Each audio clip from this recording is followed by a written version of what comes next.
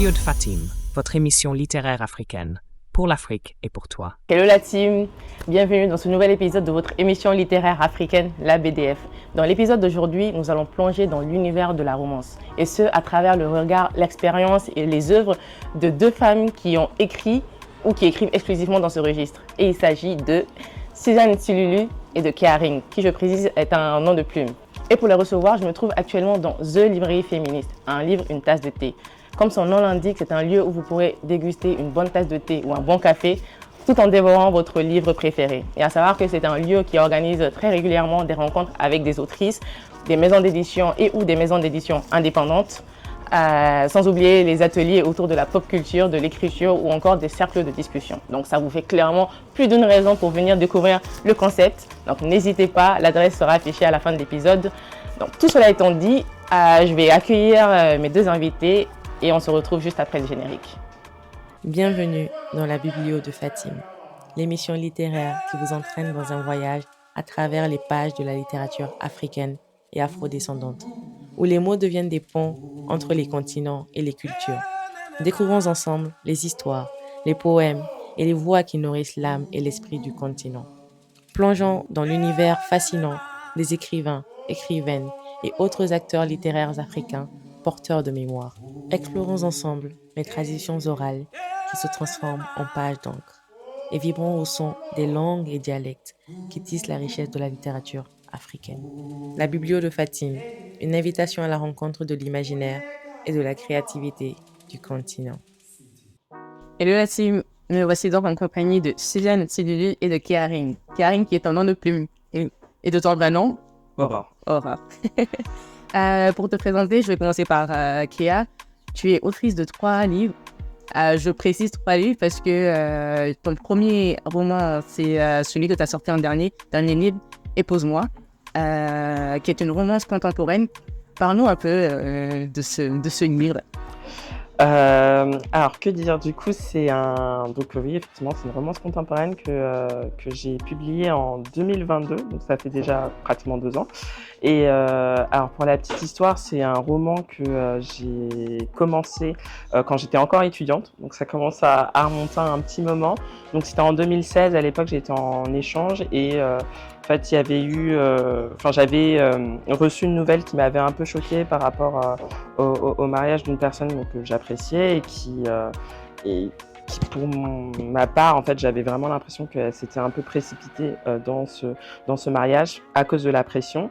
Et donc, j'ai eu envie, voilà, de pousser un coup de gueule justement à travers ce roman. Et il faut savoir que moi, de mon côté, l'écriture, en fait, c'est mon mode d'expression favori. Enfin, c'est ce que je préfère, hein. Je vais être du style à écrire des lettres, etc.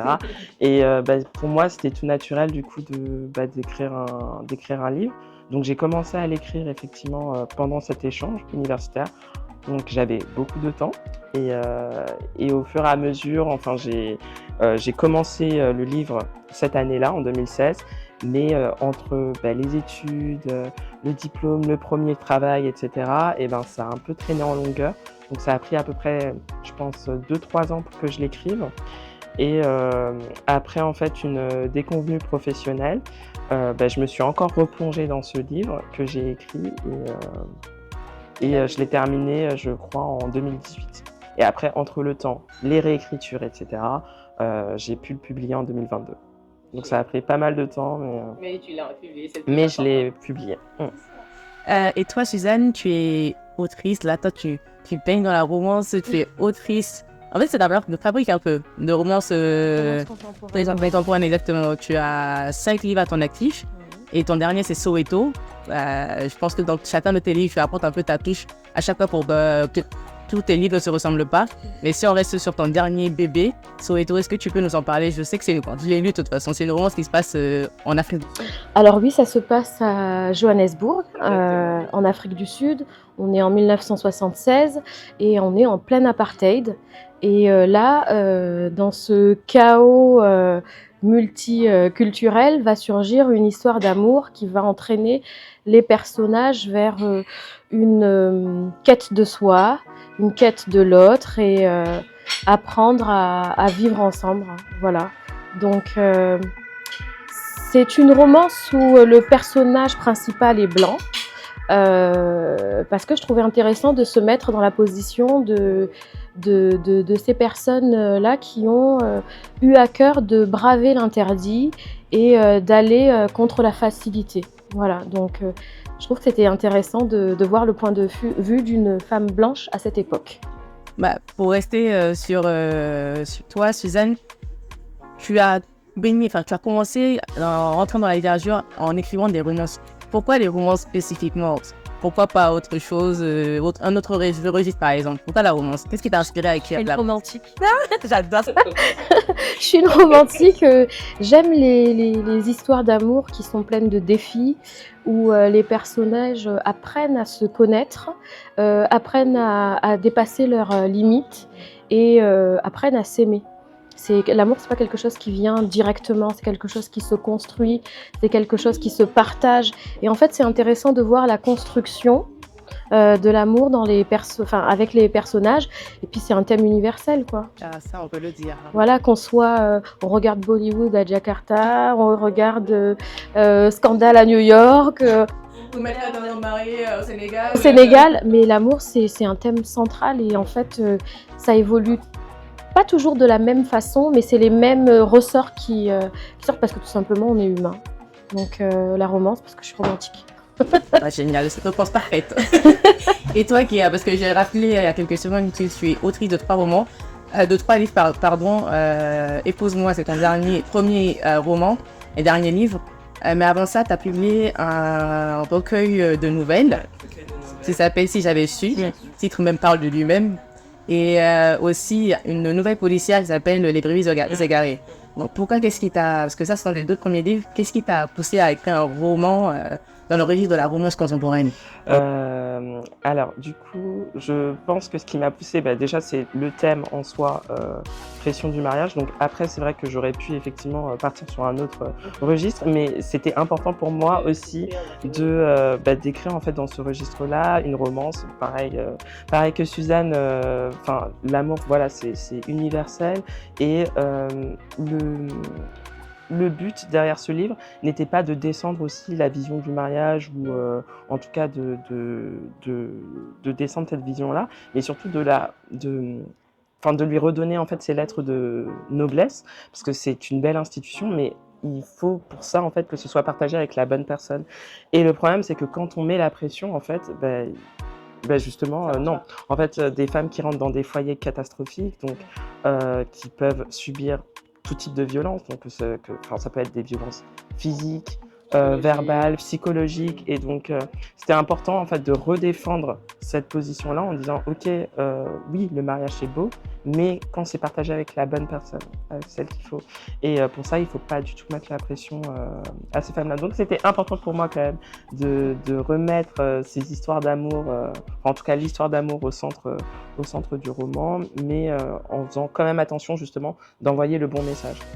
Mais maintenant que tu as mis le pied dans ce monde, dans cet univers-là de la romance, est-ce que tu te vois y rester, ou parce que là c'était dans un contexte précis qui t'a poussé, on va dire, à écrire ce roman? Justement là, en ce moment, je suis en train d'écrire encore une nouvelle romance, justement, mais là, c'est ça.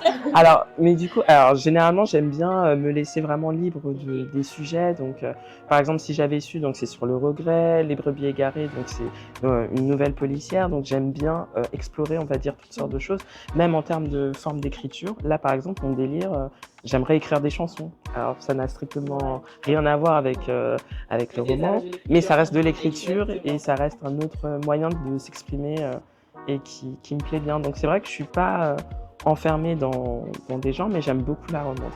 Même en regarder, en lire et en écrire, j'aime beaucoup parce que c'est des histoires d'amour et ça fait voyager, ça, et puis ça fait rêver. Alors, pas toutes pour rêver, parce que j'aime bien aussi le côté vraiment très rationnel et très réaliste. Très réaliste. Mais oui, les histoires d'amour, je trouve ça très beau. Ouais. Là, quand même, quand on parle, t'as les yeux qui pétillent. Parce que je trouve ça. Mais oui, parce que je trouve que c'est peut-être bateau de dire ça, mais vivre une vie sans amour, c'est triste. Après, il y a plusieurs types d'amour. Hein. Oui. Il y a l'amour familial, il y a l'amour amical, etc. Mais Je trouve que passer en tout cas sur cette terre sans amour, c'est triste. Je trouve ça beau de se sentir aimé et d'aimer aussi. Aimer en retour. Ouais. Mais justement, pour vous qui écrivez dans ce registre-là, Ouais. quels sont les éléments que vous jugez indispensables, clés pour une belle histoire d'amour?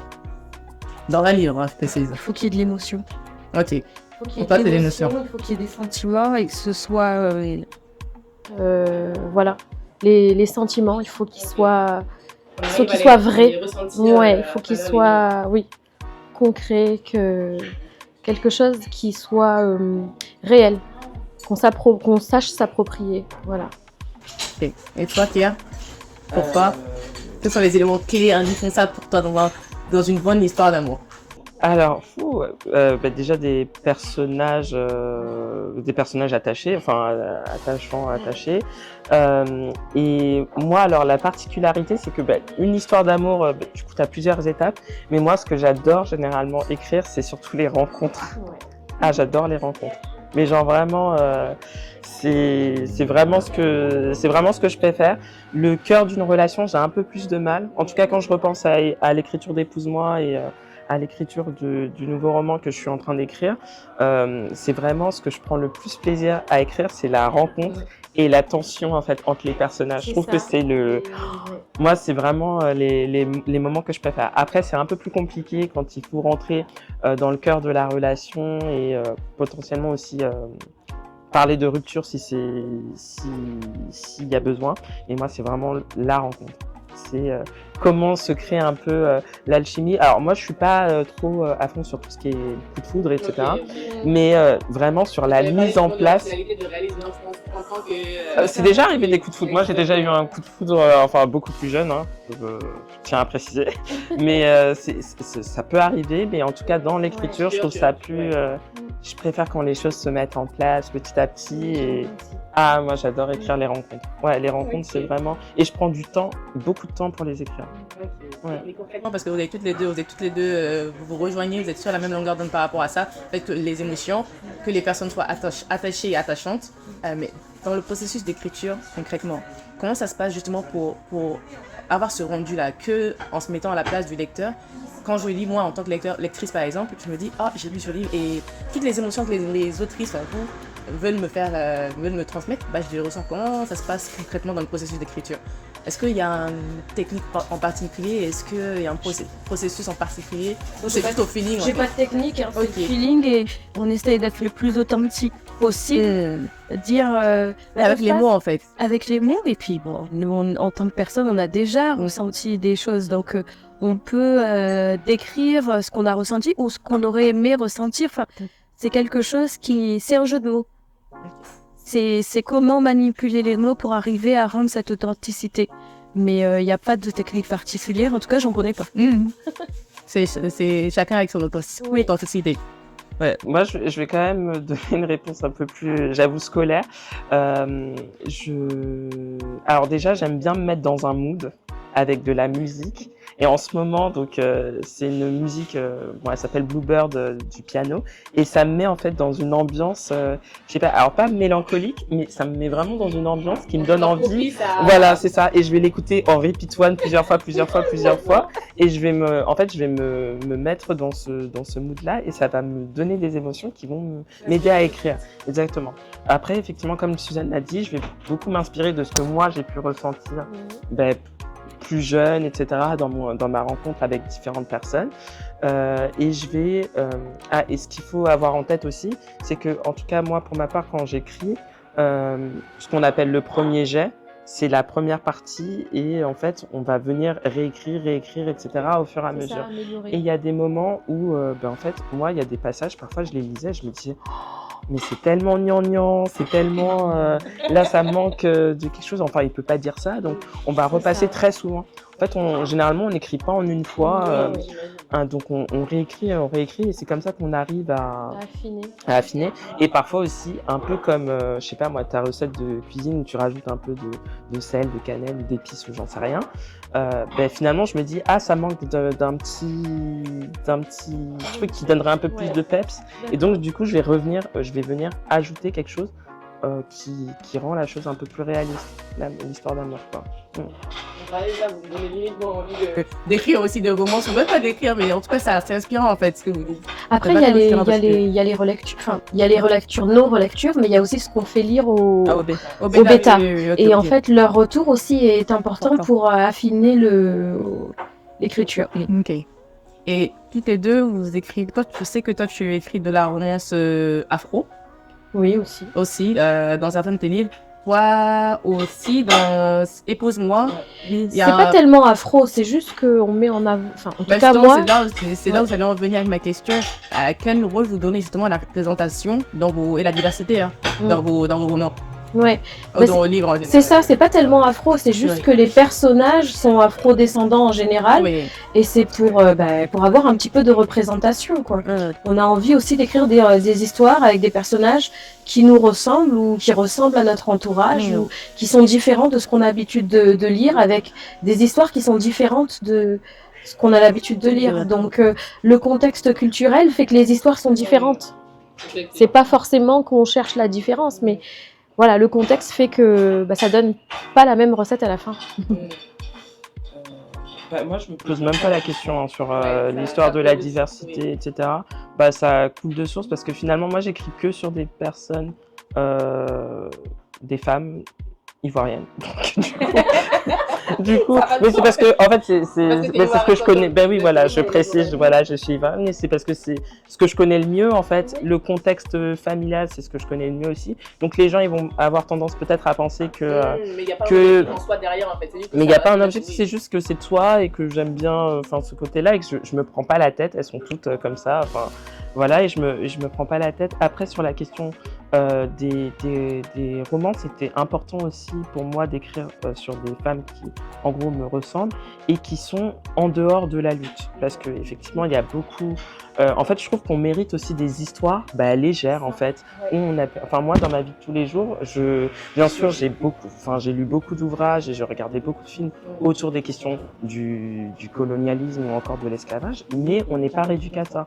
Et en fait, nos quotidiens, c'est pas que de la lutte tous les jours, et c'est pas que de la confrontation au racisme, voilà. Enfin, nous aussi, on a des problèmes au travail qui sont aussi une vie normale, quoi. Une vie normale, tu tombes amoureuse aussi, t'as des problèmes avec tes amis, ou enfin, j'en sais rien, mais juste de retrouver en fait une humanité simple, en fait, parce que c'est ça. Nous, dans la vie de tous les jours, on n'est pas tout le temps dans la lutte, en fait. Non, et puis on se lève pas en se disant je suis noire, je suis noire, je suis noire. Oui, voilà. On pense, c'est quelque chose qui est naturel. Cette vision-là ou cette réflexion-là, elle est importante à faire parce que il y a des gens qui pensent que être noir, c'est ça au quotidien. C'est se lever, je suis noir, je réalise tous les jours que je suis noir. Et quand je sors dans la rue, je me dis, je suis noir, donc il y a des choses que je ne permettrai pas de faire ou il y a des choses que je n'accepterai pas.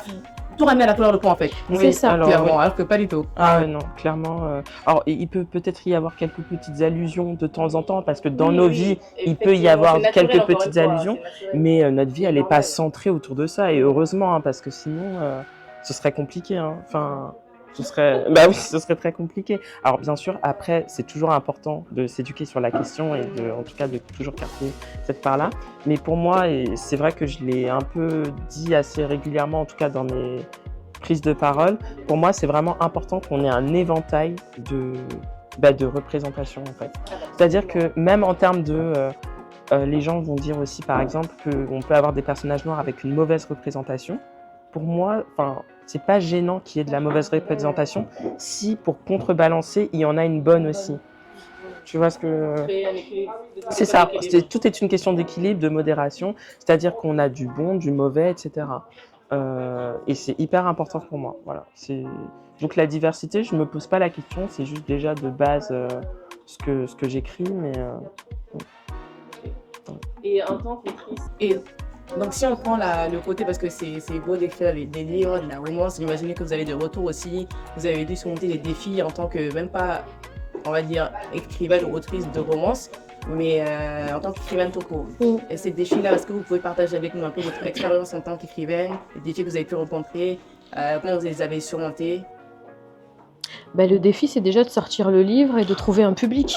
Premier défi. Tout de suite, bam, sur la table. Le premier défi, c'est d'arriver à le sortir. Et de se dire, ça y est, j'ai ma couverture, ça y est, j'ai ma mise en page, ça y est, j'ai ma correction. Enfin, tout est nickel, j'ai le produit fini. Et maintenant, qu'est-ce que j'en fais de ce produit fini? Communiquer, le marketing, etc. Deuxième défi, et puis troisième défi, mais fidéliser un public, trouver un public et le fidéliser. Et ça, c'est pas évident. On n'est pas attendu de toute façon. Il y a quelque chose qui est très marqué. En tout cas, moi, autour de la romance, je trouve que c'est très marqué. C'est souvent les mêmes auteurs qui sont appréciés. Et les gens, une fois qu'ils ont ce qu'ils aiment, cherchent pas forcément à aller voir ailleurs. Alors, c'est difficile d'aller chercher des lecteurs et leur proposer autre chose. Voilà, une autre alternative, une autre vision de la romance. Ça c'est un sacré défi. Hein. Je partage complètement le point de vue de Suzanne. Moi, après, j'ai un défi supplémentaire. Alors, c'est très bizarre parce que j'aime écrire, je suis écrivaine, mais justement, je trouve que le premier défi, c'est vraiment d'écrire. Enfin, vraiment, entre nos vies qui vont à 10 000 à l'heure et trouver le temps de pouvoir se poser, parce que du coup, moi, je travaille à côté aussi, de pouvoir trouver le temps et de mettre en place une routine pour écrire souvent. Moi, j'aime bien dire que je fais partie de la team Tortue, c'est-à-dire que je mets énormément de temps pour écrire. Et d'ailleurs, c'est pour ça que je suis hyper admirative du travail de Suzanne, parce que je trouve que tu es hyper prolifique, tu vois. Moi, c'est pas un défi. Voilà, ouais. Ça, je sais qu'on en a parlé, ouais. Et s'il faut que ça aille, ça va, si Ouais. je m'arrête. Ça, je m'impose rien du tout. Ouais. Non, c'est fini. Alors que moi, justement, effectivement, à contrario, sur ce côté-là, je vais être hyper, ok, faut que je me pose pour écrire les 1000 mots par jour, etc. Mais oui, et je pense que je me mets une pression parfois qui fait que, en fait, l'écriture, du coup, ça peut coincer. Mais sinon, après, dès que j'ai écrit le premier jet et que je suis sur la partie de réécriture, moi, j'adore. C'est la partie que je préfère, c'est vraiment là où tu vas venir fignoler les petits détails, etc. Et ça, c'est la partie que je préfère. Donc, je cherche encore la solution, parce que c'était ça ta question. Je cherche encore la solution. Je suis obligée de tester un peu tout à la fois et de m'adapter par rapport à l'écriture. Ouais. Okay. Et on parlait des retours là aussi, vous avez mentionné des retours des lecteurs avant la publication, mais si on parle après publication, les différents retours que vous avez de vos livres, parce que j'imagine que c'est des retours que souvent vous prenez en compte, souvent c'est constructif, souvent pas du tout, c'est parler pour parler. Mais pour les retours constructifs, comment est-ce que vous arrivez à concilier, à prendre ça en compte en fait, dans votre processus de créativité? Quand vous écrivez par exemple des retours, vous les prenez en compte pour les prochains livres, j'imagine. Comment vous arrivez à concilier les deux pour justement, pour une fois pas les retours sont constructifs?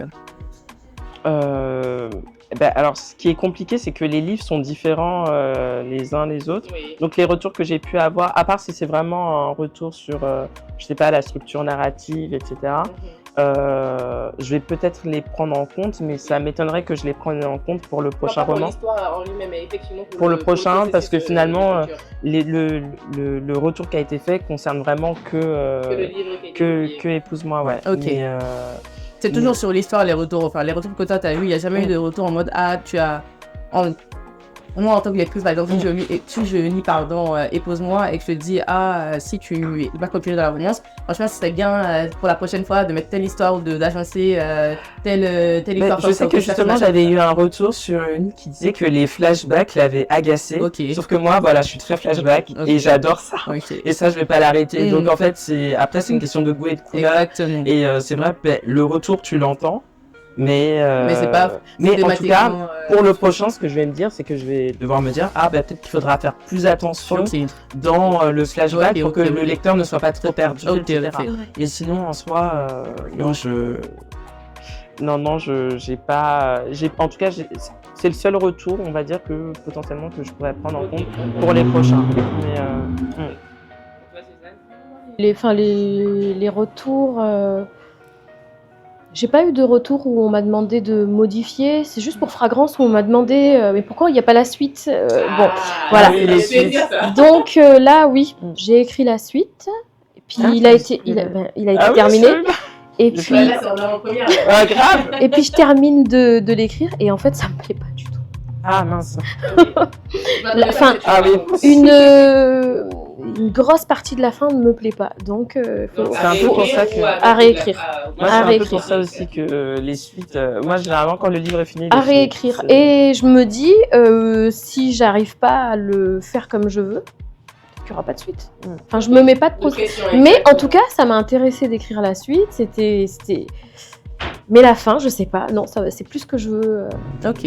Voilà. Donc, c'est un truc à réexpliquer à votre travail. C'est ok.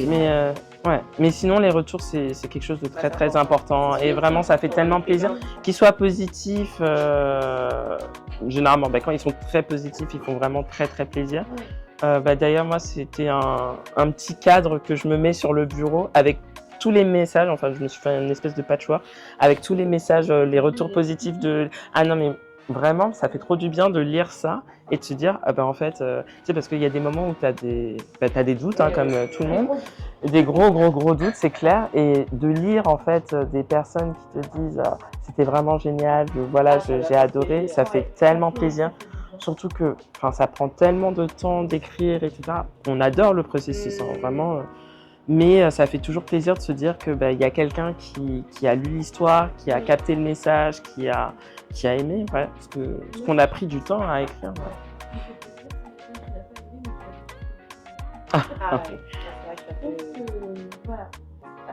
C'est de la considération.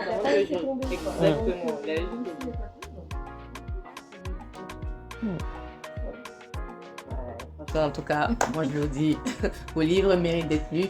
Épouse-moi, je ne l'ai pas encore lu, mais ça fait partie de Il n'y a pas de souci, il est là. Je l'ai lu 2 fois. Tellement je l'ai aimé. Ah ok, tu nous avais pas dit ça. Hein je pense à dire ton livre. Ah non, mais je l'ai offert à ma sœur, qui a aimé, enfin vraiment, un bonheur. Bon je pense que vous l'avez compris, hein, vous l'avez bien entendu. Hein. Un bonheur. Et pareil, moi pour Soweto, je l'ai lu aussi. Et franchement, ça fait rire. Dédication. Pourtant, c'est même pas une romance qui se passe, on va dire, comme tu l'as rappelé, hein, tu l'as indiqué dans le temps d'aujourd'hui. Oui. Mais rien que l'histoire, enlevant le contexte, la partie, l'histoire en elle-même.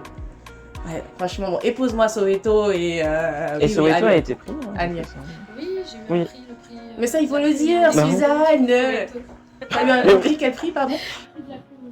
Et voilà. Et Soweto a remporté le prix de la plume indépendante. Suzanne, faut le dire. Oui. Eh bien, super. Et en termes de projet, là, tu as parlé de la suite de Fragrance, qui ne te plaît pas pour le moment. Qui est écrite, mais il y a d'autres choses qui arrivent. Exactement. Là, dis-nous, est-ce que tu peux nous en dire plus? Une romance de Noël. Ok. L'écriture est en cours. Écriture presque terminée. Ah oui, non mais c'est ce que je disais. C'est ce que je disais, Team Lièvre, Team Tortue. Ah, ça. Ouais, mais Team Lièvre depuis 2022 quand même. Donc ça prend le temps que ça prend, mais voilà. Ok. Mais une jolie romance de Noël, un peu spéciale. Ok, sans trop vouloir spoiler. Okay. Voilà, un peu spécial. Okay. On attendra ça avec impatience. Et toi, Kia? Et moi, du coup, j'ai 2 projets normalement dans le pipe. Ok, t'as parlé d'un roman tout à l'heure. Exactement. Donc en fait, j'ai 2 projets de romans que j'ai écrits, on va dire, en simultané, mais à chaque fois, je suis en train de me dire, est-ce que je continue sur celui-ci? Est-ce que j'écris plutôt celui-là? En fait, les 2 sont des... Alors non, il y en a un, c'est vraiment romance contemporaine, mais pure et dure, vraiment l'histoire d'amour entre 2 personnages, et un roman, lui, qui est un peu plus... qui va encore parler d'amour, mais qui sera un peu plus sombre. Okay. Je suis un peu comme toi finalement, parce que je te dis romance de Noël, mais entre-temps, il y en a 2 autres qui sont... C'est ça. Qui avancent en même temps. Dès que j'ai des idées qui avancent... Il y a tellement d'idées. Et en fait, ce qui se passe, c'est que moi, j'ai un Google Drive, là, ou un petit texte où j'écris toutes les idées que j'ai, où j'écris quelques lignes de l'intrigue, etc. Et je me dis, mais en fait, est-ce que j'aurais de toute une vie pour tout écrire? Et c'est hyper frustrant. Ouais, là... C'est vrai, c'est de la frustration. Ah mais oui, moi c'est de la frustration, clairement. C'est de la frustration parce qu'on aimerait avoir le temps de ne faire que ça, puisque c'est dans la tête, il y a une pression en fait interne qui dit faut que tu l'écrives, l'histoire il faut que tu l'écrives. Et en fait, parfois, le timing n'y est pas. Voilà. Et on aimerait bien avoir plus de temps, en tout cas, avoir plus d'organisation pour ça. Voilà, faire l'inverse, travailler moins. Je peux comprendre effectivement. Mais en restant sur ça, ou du moins en passant à la partie projet, enfin en restant sur la partie projet, pardon. Toi, je sais que tu es écrivaine aussi sur la plateforme de e-book Wattpad. Wattpad, ouais. J'ai commencé là. Ok. J'ai commencé par là et c'est comme ça que les histoires ont été lues et qu'on s'est dit, bon, peut-être qu'il faudrait... faire publier. ouais. Donc je suis passée par la maison d'édition qui n'a pas aimé du tout. Mais du coup, voilà, c'est comme ça que j'arrive à l'auto-édition. Une maison d'édition où j'ai proposé, qu'ils n'ont pas apprécié. Je pensais que Wattpad avait une maison d'édition. Non, pas du tout. Et puis finalement, mais je poste quand même de temps en temps des mini-histoires pour voir est-ce que ça prendrait. Ouais. Et en fait, oui, il y a toujours... Ouais, ça... Ok. Non, Suzanne est à suivre aussi sur Wattpad. Toi, je sais que ta nouvelle policière, aussi est numérique. Elle est pas... Ah oui, elle est numérique. Elle n'est pas publiée en papier. Ok. Là, c'était vraiment une histoire que j'ai... justement, comme je suis hyper frustrée de mettre du temps d'écrire des romans, les nouvelles, ça me permet de passer... Ok. Et j'aime beaucoup... Disponible sur Amazon. Ouais. Ok, super. On arrive bientôt pratiquement à la fin de cette interview. Pour terminer avec cette question, en tant qu'écrivaine romance, dans le registre de la romance, si vous deviez donner un ou des conseils à des jeunes gens qui voudraient se lancer dans l'écriture de romance, quels seraient ceux ou ces conseils-là? Quels sont les éléments à prendre en clé quand tu te lances dans ce genre de registre? Écrivez. Il faut commencer par écrire. Et puis écrivez ce qui vous fait envie et quelque chose dont vous serez fier. Vous aurez toujours des lecteurs. Voilà, on trouve toujours un public, c'est ce que j'ai fini par comprendre. Et que oui, ça plaira pas à tout le monde, mais ça plaira à beaucoup. Exactement. De toute façon, on peut pas plaire à tout le monde. Exactement, on peut pas plaire. Ouais. Ne limitez pas, écrivez. Oui, non, je vais rejoindre Suzanne aussi, vraiment écrire. Un point que j'ai oublié de préciser aussi dans le processus, pour que je sois satisfaite, il faut que ça me plaise. Il faut que, en fait, ça me donne envie d'être à la place du personnage qui est en train de vivre la chose. Donc, écrire. Et aussi, peut-être aussi regarder, lire un peu dans le genre et regarder pour comprendre ce qui nous plaît à nous, pour pouvoir le retranscrire. Parce que parfois, quand on commence, en tout cas quand on débute, on a un peu du mal à comprendre ce qui nous plaît, etc. et ce qui ferait... Ouais. Donc être inspiré, donc toujours ne pas plagier, hein, bien sûr. Être inspiré, ça passe. Oui. Ouais, c'est ça. Très bien. Sur ces belles paroles de Suzanne et de Cléa qu'on va clôturer cet épisode, cette interview. Merci beaucoup les filles. Merci à toi. C'était agréable. Ah ouais, c'était génial, merci. Génial. Merci pour l'accueil aussi du lieu. Avec grand plaisir et merci beaucoup à la librairie Un livre de taille de thé pour nous avoir accueillis. N'hésitez pas à passer y faire un tour, l'adresse sera affichée juste dans le générique de ça. Et nous on va profiter pour déguster une bonne tasse de thé, hein, les filles. Donc merci à vous qui nous suivez et je vous dis à bientôt pour le prochain épisode.